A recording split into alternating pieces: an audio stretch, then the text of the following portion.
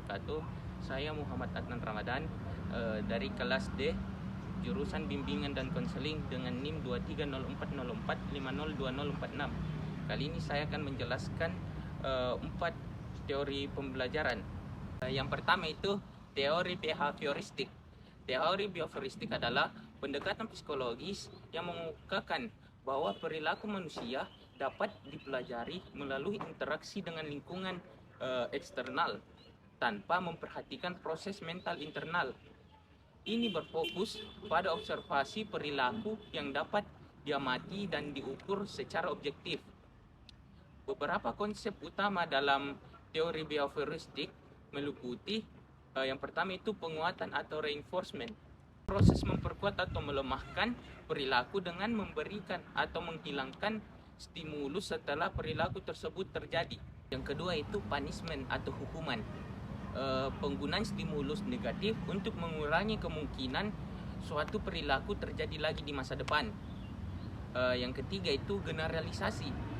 Perluasan perilaku yang dipelajari dari satu situasi ke situasi lain yang mirip.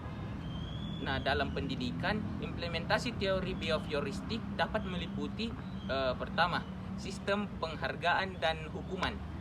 Penggunaan penguatan positif seperti pujian atau hadiah untuk perilaku yang diinginkan, dan hukuman atau konsekuensi negatif untuk perilaku yang tidak diinginkan. Yang kedua itu pembentukan keterampilan, memecah materi pelajaran menjadi langkah-langkah kecil dan memberikan penguatan positif setiap kali siswa mencapai tingkah laku tersebut. Yang ketiga itu pemrograman pembelajaran. Desain pembelajaran yang didasarkan pada aturan-aturan yang jelas dengan memberikan penguatan positif saat siswa mencapai tujuan pembelajaran. Yang kedua yaitu teori kognitif. Teori kognitif adalah pendekatan dalam psikologis yang mempelajari bagaimana manusia memperoleh, memproses, dan menggunakan informasi dalam proses berpikir, memecahkan masalah, dan mengambil keputusan. Ini melibatkan studi tentang struktur mental, proses kognitif, dan representasi mental yang terlibat dalam pengalaman manusia. Teori kognitif juga memperhatikan bagaimana faktor internal dan eksternal memengaruhi pemikiran dan perilaku individu. Konsep utama dalam teori kognitif meliputi yang pertama itu pemrosesan informasi, yaitu menekankan bahwa otak manusia adalah seperti komputer yang memproses informasi termasuk input, output, penyimpanan, dan pengambilan. Yang kedua itu skema, yaitu merujuk pada struktur mental yang digunakan untuk mengorganisir dan memahami informasi. Skema berkembang melalui pengalaman dan membentuk dasar bagi pemahaman dan pengambilan keputusan. Yang ketiga, asimilasi dan akomodasi. Proses asimilasi terjadi ketika individu memahami informasi baru dengan memasukkannya ke dalam skema yang sudah ada. Akomodasi terjadi ketika individu harus menyesuaikan atau mengubah skema mereka untuk mengordinasikan informasi. Orientasi pada pendidikan terhadap teori behavioristik meliputi yang pertama itu pembelajaran berbasis masalah, memperkenalkan siswa pada situasi masalah yang realistis dan memerlukan pemikiran kritis serta pemecahan masalah yang mendalam. Sebagai contoh, dalam pelajaran ilmu pengetahuan alam, guru dapat mengimplementasikan metode pembelajaran berbasis masalah dengan memberikan sebuah masalah kompleks kepada siswa, seperti menemukan solusi untuk menemukan tingkat polusi di lingkungan mereka.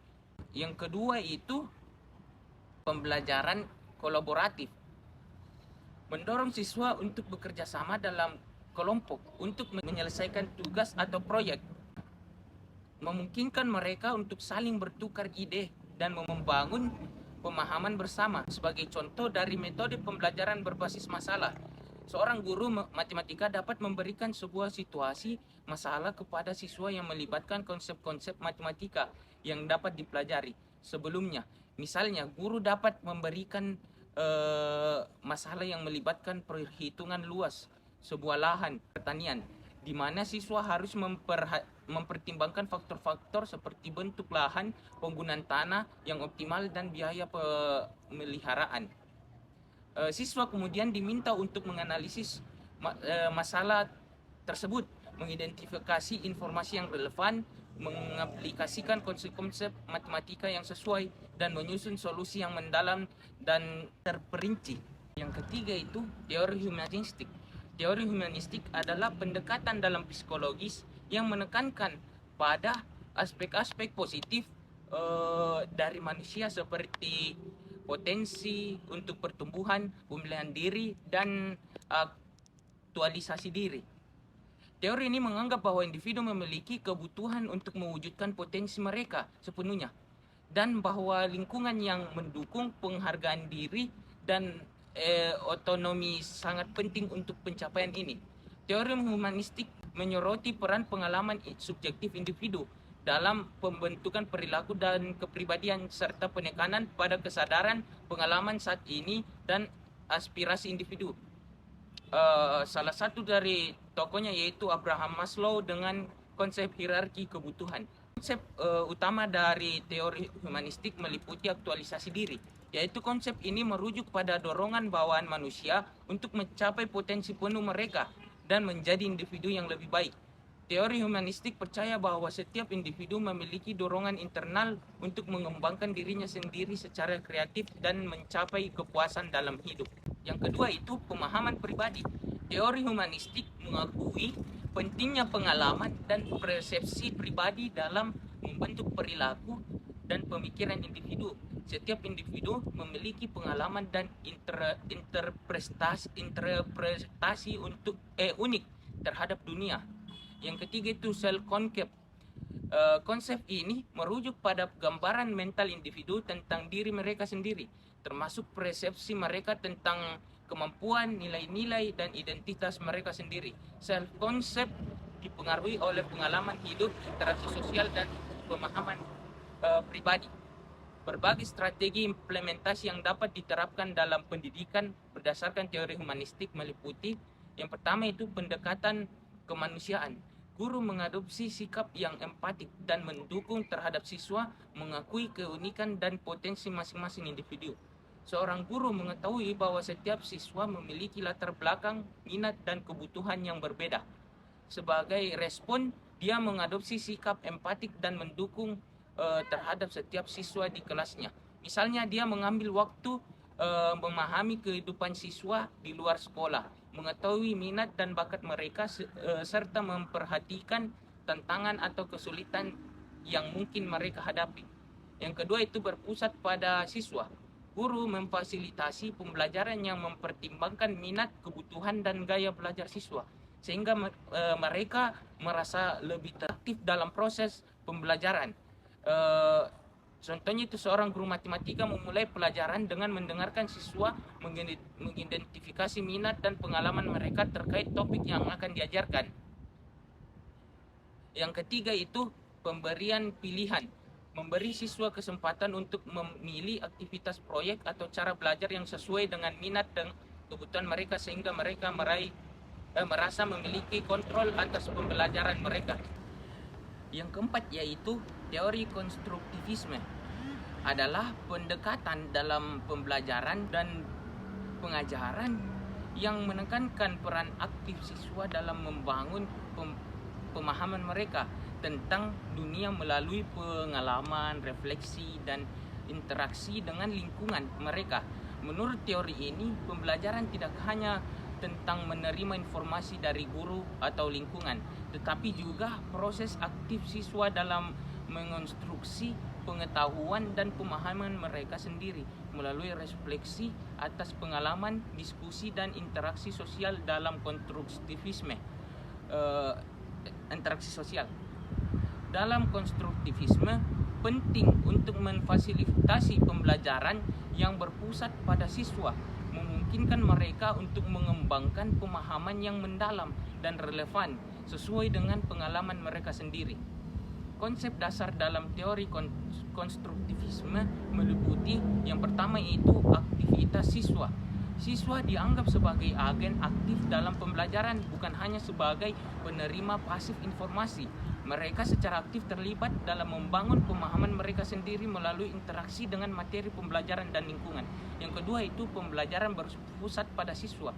Pembelajaran dipandang sebagai proses aktif di mana siswa membangun pengetahuan mereka sendiri melalui eksplorasi, refleksi, dan interaksi sosial. Guru berperan sebagai fasilitator yang membantu siswa dalam mengonstruksi pemahaman mereka sendiri. Yang ketiga itu konstruksi pengetahuan.